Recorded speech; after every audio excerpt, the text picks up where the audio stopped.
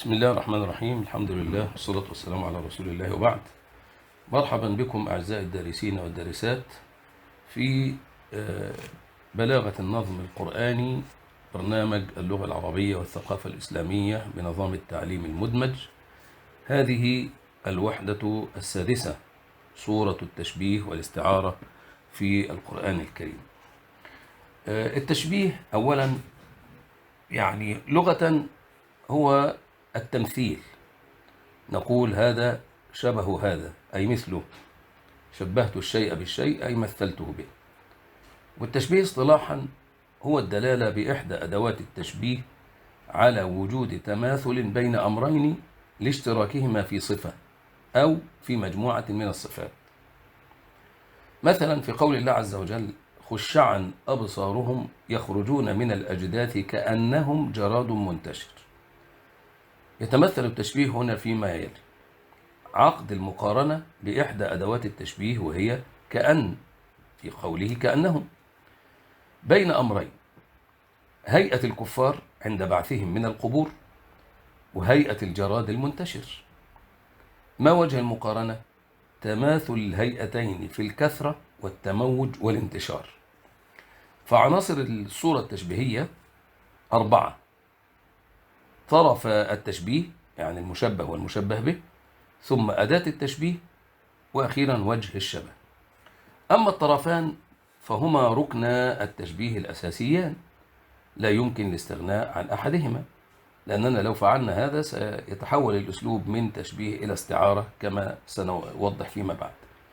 أما الأداة فهي الرابط اللفظي الذي يقيم به المتكلم علاقة التشابه بين الطرفين، وهي إما حرف مثل الكاف وكأن، أو اسم مثل كلمة مثل وشبه ومماثل ومحاكي، أو تكون فعلا أيضا مثل أشبه ويشبه ويماثل ويحاكي. أما وجه الشبه فهو الصفة المشتركة أو المعنى الجامع بين طرفي التشبيه، أي الذي يلتقيان فيه ويفترقان فيما عدا. هذان الأخيران الأداة ووجه الشبه قد يستغنى عن أحدهما أو كليهما ويبقى التشبيه قائما. وبناء على هذا الحذف يتحدد نوع التشبيه وصورته، وهو كالآتي: صور التشبيه وتقسيماته. لو أننا تصفحنا مبحث التشبيه في الموروث البلاغي سنجد البلاغيين أولعوا بهذا التقسيم وتتبعوا جزئيات الظاهرة الواحدة ورصدوا أحوالها المختلفة وحاولوا أن يضعوا مصطلحا خاصا بكل حال منها.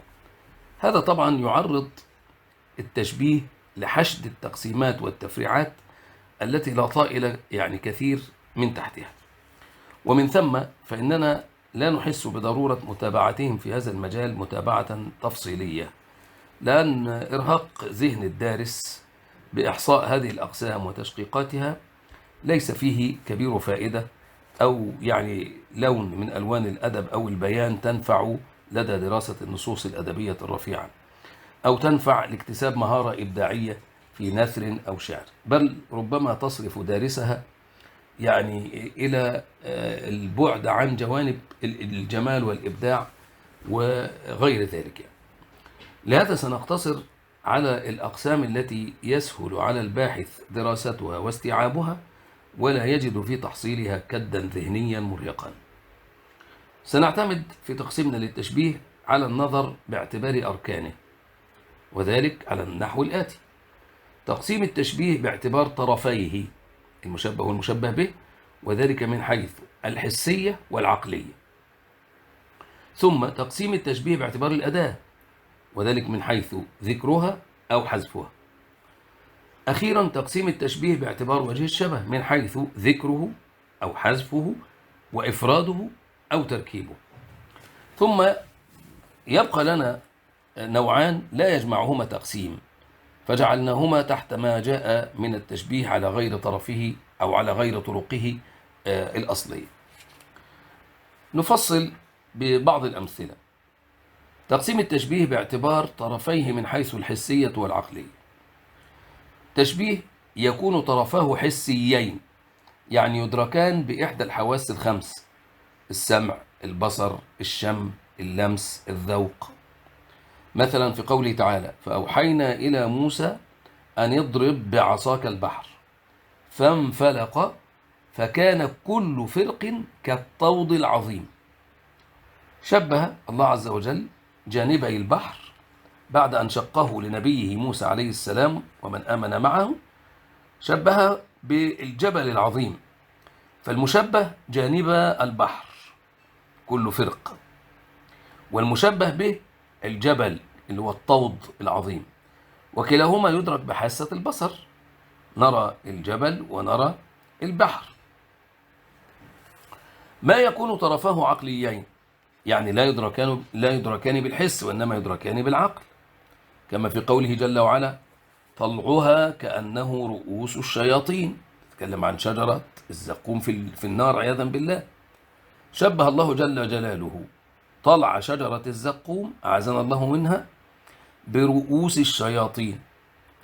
الجامع هو البشاعة والفظاعة في كل منهم، لكن لم نرى شجرة الزقوم ولم نرى الشياطين، إذن كلاهما لا يدركان بالحواس في زمن التكلم، وإنما يدركان بالعقل أو بالتخيل. ثالثا، ما يكون طرفاه مختلفين. نحن نتحدث عن تقسيم التشبيه باعتبار طرفيه من حيث الحسية والعقلية. اللون الثالث، يعني قلنا طرفين حسيين وقلنا طرفان أيضا عقليين، ثم هنا ما يكون طرفاه مختلفين. من تشبيه العقل بالحسي قول الله تبارك وتعالى: والذين كفروا أعمالهم كسراب بقيعة يحسبه الظمآن ماء حتى إذا جاءه لم يجده شيئا ووجد الله عنده فوفاه حسابه والله سريع الحساب. الذين كفروا أعمالهم، يعني أعمال الذين كفروا كسراب بقيعة. المشبه في الآية الكريمة أمر معنوي، وهو الأعمال التي يعملها الكفار وإن كانت أعمالا طيبة، يعني يفعلون أفعالا طيبة في الدنيا، لكن ليس على أساس إيماني صحيح، مثل صلة الرحم، إعانة المحتاجين، فك الأسرى، عيادة المرضى، وما إلى ذلك من الأعمال الطيبة أو الأعمال الصالحة التي لو فعلها مؤمن لأثيب عليه. فمثل تلك الأعمال من الكفار ليس لها رصيد من الثواب الأخروي، ومن ثم فإن الآية تشبهها في حبوطها وذهابها هباء منثورا بالسراب. والسراب أمر حسي يدرك بالعين، السراب ونحن نسير في صحراء أو على طريق أسفلتي أو كذا، أحيانا نلمح ونحن في الطريق راكبين أو سائرين، نلمح شيئا كأنه الماء حتى نصل إلى هذا المكان فلا نجد ماء. هذا الانعكاس لضوء النهار على صفحة الأرض، هذا يسمى السراب. فالسراب هنا حسي يدرك بالعين، الذي طبعا يظنه الإنسان العطشان ماء فيهرع إليه متلهفا فإذا هو وهم لا وجود له. يبقى طرفين مختلفين: الأعمال الصالحة، أعمال يعني كده كنا أعمال متخيلة أو أعمال تدرك بالعقل، والسراب الذي يدرك بالحس. ومن تشبيه الحسي بالعقلي، يعني عكس الصورة الماضية، قوله تعالى: ولقد آتينا موسى الكتاب من بعد ما أهلكنا القرون الأولى بصائر للناس وهدى ورحمة لعلهم يتذكرون. الآية الكريمة شبهت التوراة بأنوار القلوب، من حيث إن القلوب لو كانت خالية عن أنوار التوراة وعلومها لكانت عمياء لا تستبصر ولا تعرف، أو لا تستبصر ولا تعرف حقا من باطل. المشبه هنا الكتاب اللي هو التوراة، وهو محسوس، والمشبه به هو كلمة بصائر وهو شيء معنوي، أي أتينا موسى التوراة كالبصائر للناس. هنا التقسيم الثاني تقسيم التشبيه باعتبار وجود الأداة أو حذفها، باعتبار وجود الأداة أو حذفها.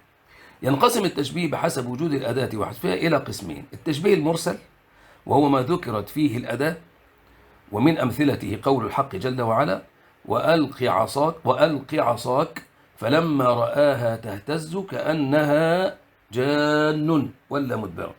الآية الكريمة شبهت العصا التي ألقاها موسى بأمر من الله تعالى باهتزاز الحية، بجامع الاضطراب والحركة والاهتزاز في كل، وأداة التشبيه مذكورة وهي إيه؟ وهي الكاف. فالتشبيه هنا تشبيه مرسل. التشبيه الثاني أو القسم الثاني التشبيه المؤكد، وهو ما حذفت منه الأداة. ومن أمثلته قول الحق تبارك وتعالى: ولو يعجل الله للناس الشر استعجالهم بالخير لقضي إليهم أجلهم. أي لو يعجل الله للناس إجابة دعائهم في الشر كاستعجاله لهم في الخير بالإجابة لهلكوا، فحذفت الأداة فهو تشبيه مؤكد. تقسيم التشبيه باعتبار وجه الشبه. نحن إذن نفصل الكلام في التشبيه، فقسمنا التشبيه باعتبار طرفيه من حيث الحسية والعقلية، ثم أيضا بدأنا تقسيمه باعتبار وجود الأداة وحذفها، فوجدناه تشبيها مرسلا وتشبيها مؤكدا، ثم تشبيه يعني تقسيم باعتبار وجه الشبه، إما يحذف منه وجه الشبه وإما يذكر. ما حذف منه وجه الشبه نوعان، يسمى التشبيه المجمل، وقد تحذف منه الأداة أيضا فيصير مؤكدا مجملا، وهو المسمى بالتشبيه البليغ، وهذا سيأتي أيضا نموذج له أو نماذج له. وإذا ذكرت الأداة كان تشبيها مرسلا مجملا. مثال الأول اللي هو المؤكد المجمل قوله تعالى: إن إبراهيم كان أمة، وهي إن شاء الله نفصله. ومثال الثاني قوله سبحانه: كأنهن الياقوت والمرجان، مرسل مجمل. ما حذف منه وجه الشبه نوعان: تشبيه مجمل مثل قوله تعالى: يعملون له ما يشاء من محاريب وتماثيل وجفان كالجواب وقدور الراسيات. كالجواب وقدور الراسيات. المعنى العام إيه؟ يخبر الله عز وجل أنه سخر لنبيه سليمان عليه السلام الجن يعملون بين يديه ويصنعون له الأبنية والقصور والتماثيل التي كانت جائزة في شرعهم، والجفان العظيمة كالجواب والقدور الثوابت. موطن الشاهد يتمثل في قوله تعالى: وجفان كالجواب. الجفان جمع جفنة وهي القصعة الكبيرة، والجوابي جمع جابية وهي الحوض الكبير يجبى فيه الماء، يعني يجمع فيه الماء. مفسرون قالوا: كانوا يصنعون له القصاع كحياض الإبل كبيرة جدا يجتمع على القصعة الواحدة 1000 رجل يأكلون منها. شبه القصاع بالحياض الكبيرة بجامع العظم فيهما، ثم حذف وجه الشبه، فهو تشبيه مجمل من هذه الجهة، ومرسل من جهة ذكر أداة التشبيه. طبعا نحن نأخذ أمثلة ونوضح من خلال الآيات القرآنية الكريمة. فالتشبيه المجمل هو النوع الأول من التشبيه باعتبار وجه الشبه، ما حذف منه وجه الشبه، ثم التشبيه المجمل. الثاني التشبيه البليغ، ومن أمثلته قوله تعالى: نساؤكم حرث لكم فأتوا حرثكم أن شئتم. التشبيه البليغ ما حذفت منه الأداة أيضا، ويسمى بالمؤكد المجمل، وهو أعلى أنواع التشبيه بلاغة لأنه جعل الطرفين كشيء واحد. المعنى العام للآية: نساؤكم مزدرع أولادكم فأتوا مزدرعكم كيف شئتم مقبلة مدبرة في صمام واحد وهو القبل. يتمثل التشبيه هنا في قوله تعالى: نساؤكم حرث لكم، الحرث موضع البذر. شبه الله عز وجل النساء بالأرض التي تحرث، ومن لوازم ذلك تشبيه النطفة بالبذر الذي يوضع في تلك الأرض، وتشبيه الولد بالزرع الذي ينبت من الأرض. وأصله نساؤكم كالحرث بجامع البذر والإنبات فيهما، فحذف الأداة ووجه الشبه، فلذلك يسمى تشبيها بليغا. ما ذكر فيه وجه الشبه، الأمثلة الماضية كانت عن ما حذف منه وجه الشبه. ما ذكر فيه وجه الشبه ينقسم بحسب نوع وجه الشبه المذكور من حيث الإفراد والتركيب. ينقسم إلى نوعين: أولا التشبيه المفصل، وهو ما كان فيه وجه الشبه مفردا، وبعد كده تشبيه تاني اسمه التشبيه التمثيلي. التشبيه المفصل ما كان فيه وجه الشبه مفردا، من أمثلته قال الله عز وجل: وقل الحق من ربكم فمن شاء فليؤمن ومن شاء فليكفر إنا أعتدنا للظالمين نارا أحاط بهم سرادقها وإن يستغيثوا يغاثوا بماء كالمهل يشوي الوجوه بئس الشراب وساءت مرتفقة. المعنى إيه؟ أعد الله تعالى للكافرين به نارا شديدة أحاط بهم سورها، وإن يستغيثوا بطلب الماء من شدة العطش يؤتى لهم بماء، لكنه ماء كالزيت العكر قد بلغ المنتهى في الحرارة، إذا قربه أحدهم إلى وجهه ليشرب سقطت فروة وجهه من حرارته، فبئس شرابهم وبئست النار منزلا لهم. موطن الشاهد يا إخوانا يتمثل في بماء كالمهل يشوي الوجوه. المهل والزيت الحار. الله سبحانه وتعالى يشبه الماء الذي يشربه أهل النار أعاذنا الله وإياكم منها بعكر الزيت المحمي أو النحاس المذاب بجامع الحرارة والإذابة فيهما، فذكر الطرفين ووجه الشبه وهو يشوي الوجوه، وهو مفرد يعني ليس مركبا من عدة أمور، فهذا يسمى تشبيه مفصل. ولأن الأداة مذكورة اللي هي الكاف فهو تشبيه مرسل، نعبر عنه بقولنا تشبيه مرسل مفصل. طيب التشبيه الثاني التشبيه التمثيلي، وهو ما كان فيه وجه الشبه مركبا، مثله قول الله عز وجل واضرب لهم مثل الحياة الدنيا كماء أنزلناه من السماء فاختلط به نبات الأرض فأصبح هشيما تذروه الرياح وكان الله على كل شيء مقتدرا. الهشيم اليابس المفتت تذروه الرياح يعني تطيره، اختلط به نبات الأرض خرج منه كل لون وزهرة. ضرب الله مثلا للحياة الدنيا في زخرفها وسرعة زوالها، فشبهها بحالة النبات الذي اختلط به الماء الهاطل من السماء فربى والتف وزهى ورف وتلون على صورته، ثم يبس صريعا بعد نضجه فتفتت فنثرته الرياح فكان كأن لم يكن. فكما أن اليبس والرياح أذهبا زينة النبات وأفنياه، فكذلك الآخرة تذهب زينة الدنيا. ولما كان وجه الشبه منتزعا من متعدد، وهو شيء يتزين بزخارف وألوان ثم زوال زينة هذا الشيء ثم تلاشي هذا الشيء بالكلية، كان التشبيه تمثيليا. أيضا التشبيه على غير طرقه الأصلية قد يرد على غير هذه الطرق التي ذكرناها سابقا وله صور، منها التشبيه الضمني، وهو الذي لم يذكر فيه أي ركن من أركان التشبيه لكنه يفهم من سياق الكلام، لذلك سمي ضمنيا، يعني ليس فيه أداة، ليس فيه مشبه بها كذا واضحة. فمثلا قول الله عز وجل إن الذين كذبوا بآياتنا واستكبروا عنها لا تفتح لهم أبواب السماء ولا يدخلون الجنة حتى يلج الجمل في سم الخياط وكذلك نجزي المجرمين. الجمل قيل إنه هو البعير المعروف، وقيل إنه حبل السفينة الغليظ، وسم الخياط هو ثقب الإبرة. فتخيل الجمل الكبير كيف يدخل ثقب إبرة، أو تخيل الحبل الغليظ جدا هذا كيف يدخل في ثقب إبرة لا تكاد ترى بالعين يعني المجردة. هذا من التمثيل بالاستحالة لعدم دخول الكافرين الجنة، فشبه ذلك باستحالة دخول الجمل في ثقب الإبرة، فلو دخل الجمل ثقب الإبرة لدخل الكافرون النار. ولم تذكر هنا أركان التشبيه وإنما فهم من السياق، فلذلك سمي ضمنيا. هناك تشبيه أيضا اسمه التشبيه المقلوب، وهو التشبيه الذي يكون فيه المشبه مشبها به والمشبه به مشبها، وذلك لنكتة لطيفة، وهي الدلالة على أن وجود وجه الشبه في المشبه أقوى وأظهر من وجوده في المشبه به. من أمثلته قول الله عز وجل ذلك بأنهم قالوا إنما البيع مثل الربا وأحل الله البيع وحرم الربا.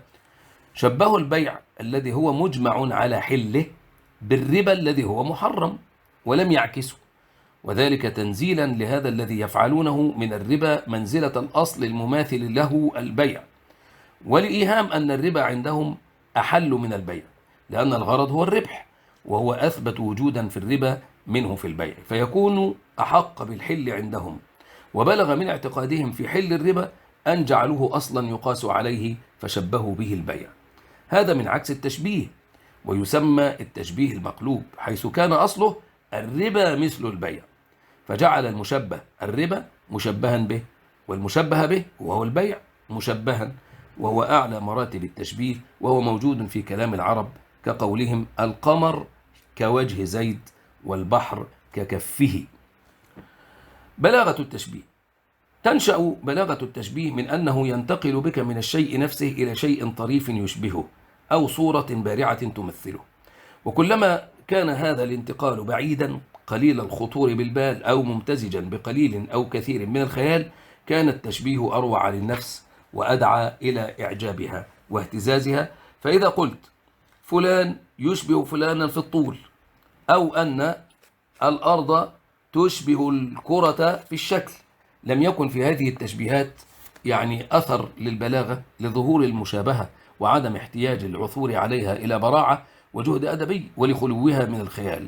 وهذا الضرب من التشبيه يقصد به البيان والإيضاح وتقريب الشيء إلى الأفهام، وأكثر ما يستعمل في العلوم والفنون.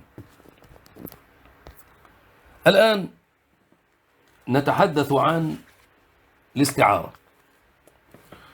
مفهوم الاستعارة من الناحية اللغوية طلب شيء ما للانتفاع به زمنا ما دون مقابل، على أن يرده المستعير إلى المعير عند انتهاء المدة الممنوحة له أو عند الطلب.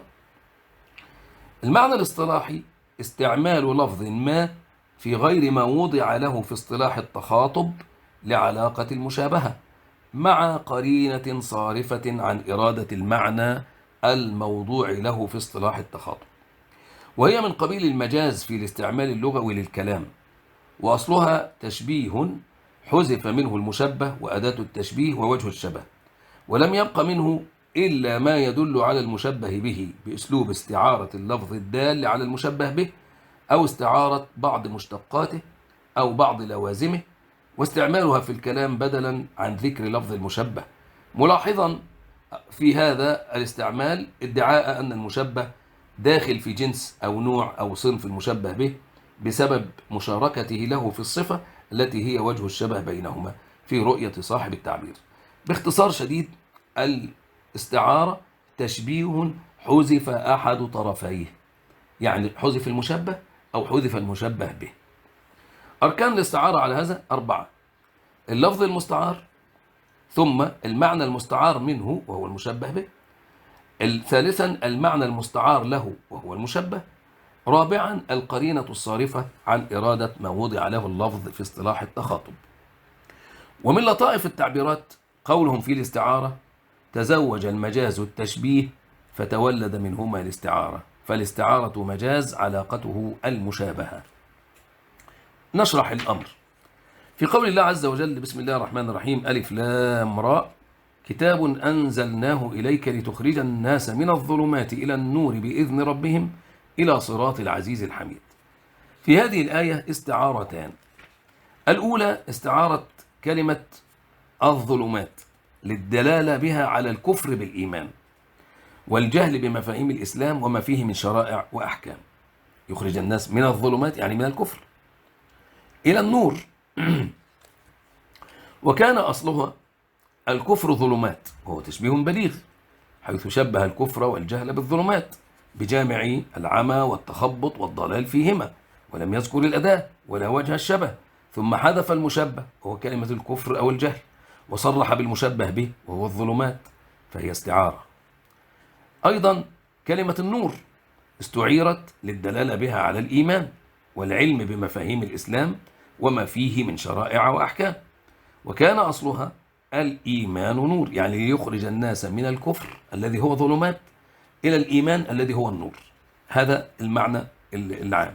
كان أصلها الإيمان نور، وهو تشبيه بليغ حيث شبه الإيمان والعلم بالنور بجامع التبصر والاهتداء فيهما، ولم يذكر الأداة ولا وجه الشبه، ثم حذف المشبه وهو الإيمان وصرح بالمشبه به وهو النور، فهي استعارة. القرائن الفكرية واللفظية تدل على المراد من الكلمتين، فكل منهما مستعمل في غير ما وضع له في اصطلاح التخاطب وعلاقته المشابهة، ولم يذكر في اللفظ وجه الشبه ولا أداة التشبيه ولا لفظ المشبه، وإنما صرح بلفظ المشبه به، فالاستعمال جار على طريقة الاستعارة التصريحية كما سيأتي بيانه بالأمثلة بعد. نظائر هاتين الاستعارتين مكررة كثيرة في القرآن المجيد حتى صارتا بمثابة الحقيقة الشرعية، يعني كثيرة جدا. أقسام الاستعارة: حفل مبحث الاستعارة بكثير من التقسيمات التي أولع البلاغيون باستقصائها، فهناك الاستعارة التصريحية، والاستعارة المكنية، والاستعارة المطلقة، والاستعارة المرشحة، والاستعارة المجردة، والاستعارة العنادية، والوفاقية، والأصلية، والتبعية. حتى هذه التبعية تنقسم أيضا إلى أقسام أخرى. هي أقسام نابعة من نظر البلاغيين إلى كل عنصر من عناصر الصورة الاستعارية على حدة، فقسموها بحسب ذكر المستعار منه أو عدم ذكره إلى تصريحية ومكنية، ثم بحسب طبيعة اللفظ المستعار إلى أصلية وتبعية، ثم بحسب ذكر الملائم لأحد الطرفين أو لهما معا أو عدم ذكره إلى مرشحة ومجردة، يعني يذكر أو لا يذكر، تبقى مرشحة أو مجردة ومطلقة، ثم أخيرا بحسب كون الطرفين مركبين أو مفردين إلى استعارة تمثيلية وغير تمثيلية. كلها تقسيمات كانت عناية البلاغيين بها أكثر من عنايتهم بالتذوق والتحليل الفني لصور الاستعارة، مما جفف رواء هذا المبحث لديهم وصبغه بصبغة منطقية جامدة، كما أن الرغبة يعني الملحة لدى البلاغيين في التقسيم وفي محاولة استيفاء عناصر كل قسم قد أوقعتهم أيضا في هوة التكلف. لا داعي إذن لإطالة الطريق على الدارس لنصوص الاستعارة بإجراءات تحليلية لا لزوم لها، وما أحسب شيئا منها يخطر في ذهن شاعر أو ناثر يصوغ كلاما يضمنه استعارات في الأفعال أو في الأسماء أو في الحروف. فيما يلي سنسلط الضوء على 3 أنواع من الاستعارات، هي الاستعارة التصريحية، والاستعارة المكنية، ثم أخيرا الاستعارة التمثيلية. الاستعارة التصريحية هي التي يصرح فيها بذات اللفظ المستعار الذي هو في الأصل المشبه به، حين كان الكلام تشبيها قبل أن تحذف أركانه باستثناء المشبه به أو بعض صفاته أو خصائصه أو بعض لوازمه الذهنية القريبة أو البعيدة. من أمثلتها ما يلي: قوله تبارك وتعالى: ولقد زينا السماء الدنيا بمصابيح وجعلناها رجوما للشياطين وأعتدنا لهم عذاب السعير. يخبر الله عز وجل بما امتن به على عباده من مظاهر طلاقة قدرته وبديع خلقه سبحانه، حيث خلق في السماء الدنيا نجوما جعلها تزينها وتنير ظلامها، وجعلها علامات تهدي البشر في ظلمات البر والبحر، وشهبا محرقة تحرق الشياطين مسترقي السمع، وأعد الله لهم في الآخرة عذاب النار. موطن الشاهد هو في الاستعارة التصريحية المتمثلة في قوله تبارك وتعالى: ولقد زينا السماء الدنيا بمصابيح. استعيرت المصابيح للنجوم بجامع الإضاءة في كل، وكان أصلها النجوم مصابيح، هو تشبيه بليغ لم تذكر فيه أداة التشبيه ولا وجه الشبه، ثم حذف المشبه وهو النجوم وصرح بالمشبه به وهو المصابيح على سبيل الاستعارة التصريحية. يبقى المعنى: لقد زينا السماء الدنيا بنجوم هي كالمصابيح، فحذف هذه الأداة وحذف كذلك المشبه به وهو كلمة النجوم، حذف المشبه وهو النجوم. الاستعارة التي تلي ذلك هي الاستعارة المكنية، وهي التي لم يصرح فيها باللفظ المستعار، وإنما ذكر فيها شيء من صفاته أو خصائصه أو لوازمه القريبة أو البعيدة كناية به عن اللفظ المستعار. من أمثلتها قوله جل وعلا: ولما سكت عن موسى الغضب أخذ الألواح وفي نسختها هدى ورحمة للذين هم لربهم يرهبون. الله عز وجل يخبر عن حال نبيه موسى عليه السلام حين وجد قومه عاكفين على عبادة العجل، فغضب أشد الغضب لانتهاك حرمة الله تبارك وتعالى، وألقى الألواح. ثم لما سكن عنه الغضب وسكت أخذ الألواح ليعظ قومه بما فيها. موطن الشاهد هنا في الاستعارة المكنية المتمثلة في قوله تعالى سكت عن موسى الغضب. شبه الغضب بإنسان يرعد ويزبد ويزمجر بصوته آمرا بالانتقام، ثم اختفى هذا الصوت وسكت. ويا له من تصوير لطيف يستشعر جماله كل ذي طبع سليم وذوق صحيح. أصل العبارة إيه؟ الغضب إنسان يزمجر، وهذا تشبيه بليغ لم تذكر فيه أداة التشبيه ولم يذكر فيه وجه الشبه، ثم حذف المشبه به وهو الإنسان، ورمز إليه بشيء من لوازمه وهو الزمجرة أو السكوت، مع ذكر المشبه والغضب على سبيل الاستعارة المكنية. بقى سكت عن موسى الغضب استعارة مكنية، بيحذف المشبه به ويذكر صفة من لوازمه وهي الغضب.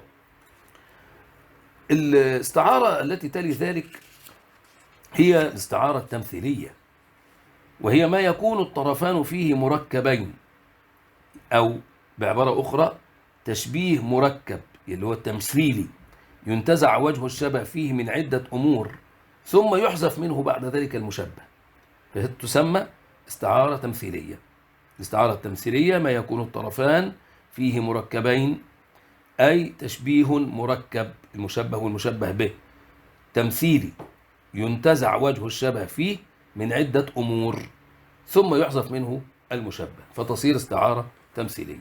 من أمثلتها قول الله عز وجل قد مكر الذين من قبلهم فأتى الله بنيانهم من القواعد فخر عليهم السقف من فوقهم إلى آخر الآية. الله عز وجل يخبر بما حل بالعتاة الجبابرة من الأقوام السابقين على قريش الذين مكروا بالمؤمنين المستضعفين وراموا مغالبة الله، فرد الله عز وجل عليهم مكرهم وكيدهم وجعل حالهم مثل حال قوم بنوا بنيانا وعمدوه بالأساطين فانهدم ذلك البناء وضعفت تلك الأساطين فسقط السقف عليهم وهم في غفلة وذهب بهذا باطلهم وزال مكرهم. موطن الشاهد الآية كلها استعارة تمثيلية. إزاي أو كيف؟ نقول اهوت شبهت الآية الكريمة حال أولئك الماكرين بحال قوم بنوا بنيانا شديد الدعائم فانهدم ذلك البنيان وسقط عليهم فأهلكهم، فكانوا كمن حفر حفرة لأخيه فهوى هو فيها، فحذفت صورة المشبه وذكرت صورة المشبه به على سبيل الاستعارة التمثيلية. تخيل معي بناء ثم أتى الله بنيانهم من القواعد، بنى إنسان بناء بقواعد متينة كذا، ثم أتى الله هذه صورة، ثم أتى الله بنيانهم من القواعد هدمت، ثم صورة ثالثة خر عليهم السقف من فوقهم، فهي استعارة تمثيلية. قيمة الاستعارة وسر جمالها أن الاستعارة تحتل في البيان مرتبة أعلى من مرتبة التشبيه بحسب الأصل. ليه؟ لأسباب.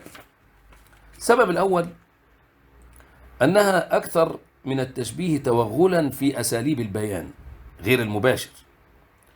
السبب الثاني ما فيها من تجاهل التشبيه الذي هو أصلها، إذ الاستعارة تشعر بادعاء اتحاد المشبه بالمشبه به.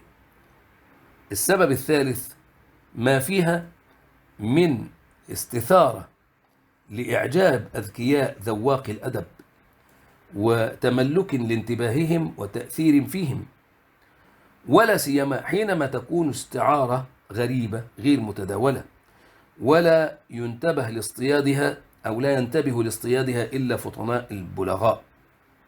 السبب الرابع أنها تضع أمام المخاطب بدلا من المشبه صورة جديدة تملك عليه مشاعره وتذهله عما ينطوي تحتها من التشبيه، وعلى مقدار ما في تلك الصورة من الروعة وسمو الخيال تكون البلاغة في الاستعارة. لكن لا يشترط أن تكون كل استعارة أبلغ من التشبيه، إذ قد تقتضي حال المتلقي أو يقتضي الموضوع المطروح للبيان أن يستخدم التشبيه، فيكون التشبيه عند ذلك هو الأبلغ والأفضل. لا بد في الاستعارة وفي التمثيل على سبيل الاستعارة من مراعاة جهات حسن التشبيه، كشمول وجه الشبه للطرفين، ومن كون التشبيه وافيا بإفادة الغرض، ومن عدم شم رائحة التشبيه لفظا. ويجب أن يكون وجه الشبه بين الطرفين جليا لئلا تصير الاستعارة والتمثيل تعمية وإلغازا. إذن إخواننا، في نهاية هذه الوحدة نقول التشبيه هو الدلالة بإحدى أدوات التشبيه على وجود تماثل بين أمرين لاشتراكهما في صفة أو مجموعة من الصفات. والتشبيه التمثيلي هو ما كان فيه وجه الشبه يعني مركبا. الاستعارة استعمال لفظ ما في غير ما وضع له في اصطلاح التخاطب لعلاقة المشابهة مع قرينة صارفة عن إرادة المعنى الموضوع له في اصطلاح التخاطب. وأود أن أنوه إلى أن هناك كلمات سقطت في الكتاب، صفحة 164 السطر الرابع: وألق عصاك فلما رآها تهتز كأنها جان. نكتب كلمة جان لأنها سقطت من الكتاب، صفحة 164 في السطر الرابع. أيضا صفحة 173: ولقد زينا السماء الدنيا، نضع كلمة بمصابيح، وهي في السطر 14 في السطر الرابع عشر. ثم أخيرا في صفحة 177: التشبيه التمثيلي هو ما كان فيه وجه الشبه مركبا، يعني كتبت خطأ مفردا. إذن هذه الوحدة كانت تدور حول مفهوم التشبيه وأركان الصور التشبيهية، ثم التعرف على أنواع التشبيه المتعددة: التشبيه المرسل والمؤكد والمجمل والمفصل والبليغ والتمثيلي والضمني والمقلوب، وكذلك تحدثنا عن بلاغة التشبيه. ثم انتقلنا للحديث عن مفهوم الاستعارة وأركانها وأقسامها التصريحية والمكنية والتمثيلية، وقيمة الاستعارة وسر جمالها.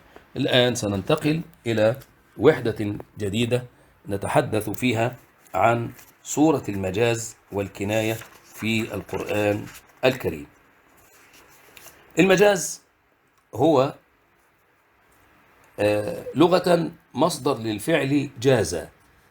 نقول جاز المسافر ونحوه الطريق، وجاز به جوزا وجوازا ومجازا إذا سار فيه حتى قطعه. ويطلق لفظ المجاز على المكان الذي اجتازه من سار فيه حتى قطعه، ويقال جاز القول إذا قيل ونفذ، وكذا يقال جاز العقد وغيره إذا نفذ ومضى على الصحة. المجاز اصطلاحا هو اللفظ المستعمل في غير ما وضع له لعلاقة مع قرينة مانعة من إرادة المعنى الأصلي. فالقرينة هي الصارف عن الحقيقة إلى المجاز، إذ اللفظ لا يدل على المعنى المجازي بنفسه دون قرينة. العلاقة الارتباط بين المعنى الأصلي، أي يعني المعنى الوضعي المنقول منه للكلمة، والمعنى المجازي المراد منها أي المنقول إليه. شرح المفهوم في قول الله تبارك وتعالى على لسان نبيه نوح عليه السلام: وإني كلما دعوتهم لتغفر لهم جعلوا أصابعهم في آذانهم واستغشوا ثيابهم وأصروا واستكبروا استكبارا. جاء التعبير القرآني لتصوير ما كان عليه قوم نوح عليه السلام من عناد ومكابرة وإصرار على عدم الإيمان، بل وعدم تقبل فكرة سماع الهدى والآيات.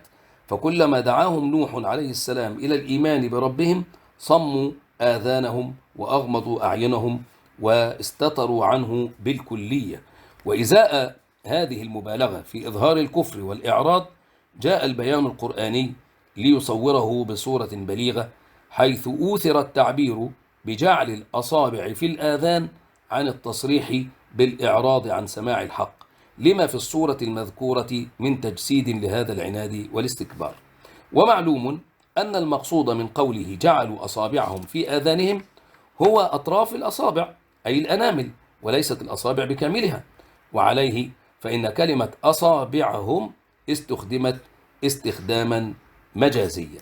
وبيانه كالتالي: كلمة أصابعهم هي لفظ مستعمل في غير ما وضع له، إذ لا تعبر الأصابع عن الأنامل في الحقيقة.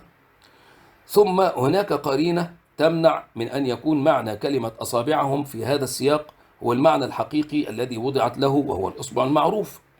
هذه القرينة قرينة عقلية، لا يتصور أن يدخل إنسان أصبعه كاملا في أذنه. أما العلاقة بين اللفظ المذكور هو كلمة أصابعهم والمعنى المراد كلمة أناملهم فهي الكلية، لأنه عبر باللفظ الدال على الكل وهو الإصبع، وأراد جزءا منه وهو الأنملة. سر إيثار لفظ أصابعهم عن لفظ أناملهم هو المبالغة في تصوير عنادهم، فكأنهم من فرط إعراضهم لم يكتفوا بوضع أناملهم في آذانهم كي لا يسمعوا، بل بالغوا في ذلك حتى كادوا يجعلون أصابعهم بكامل هيئتها في آذانهم. أقسام المجاز. المجاز ينقسم إلى عقلي ولغوي.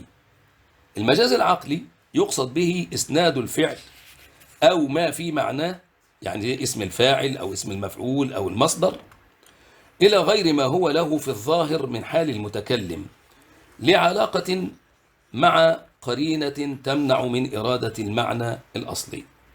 ومن أمثلته ما يلي: قوله تبارك وتعالى: إذا زلزلت الأرض زلزالها وأخرجت الأرض أثقالها. فالمعنى العام يخبر الله تبارك وتعالى عن أهوال يوم القيامة بذكر أحد مشاهدها العظيمة، وهو رج الأرض رجا شديدا حتى تلقي ما فيها من الموتى والكنوز ونحوهما.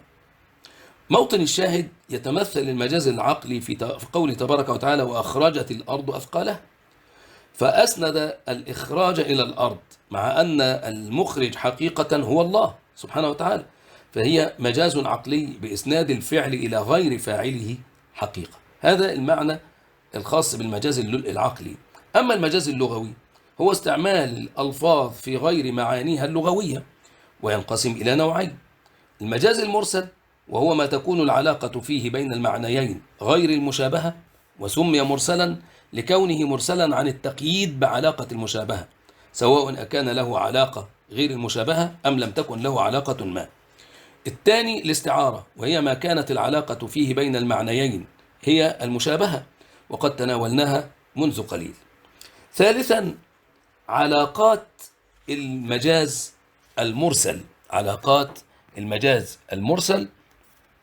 لما حدد البلاغيون المجاز المرسل بما كانت العلاقة فيه بين المعنيين المنقول منه والمنقول إليه غير المشابهة، راحوا يحاولون حصر أنواع تلك العلاقة، وقد أكثر البلاغيون من تلك العلاقات إلى حد يجعل استقصاءها أمرا عسيرا في هذا المقام، ونحن سنكتفي بالوقوف إزاء أشهر تلك العلاقات في نظرهم. والعلاقات التي سنتناولها تدور حول 4 محاور رئيسة، يتضمن كل محور منها علاقتين. المحاور هي الغاية، ويتضمن علاقتي السببية والمسببية، الكم، ويتضمن علاقتي الكلية والجزئية، الزمان، ويتضمن علاقتي اعتبار ما كان واعتبار ما يكون، المكان، ويتضمن علاقتي المحلية والحالية. وتلك العلاقات هي ما سنتناوله في اللقاء القادم مع مبحث الكناية إن شاء الله تبارك وتعالى. والسلام عليكم ورحمة الله تعالى وبركاته.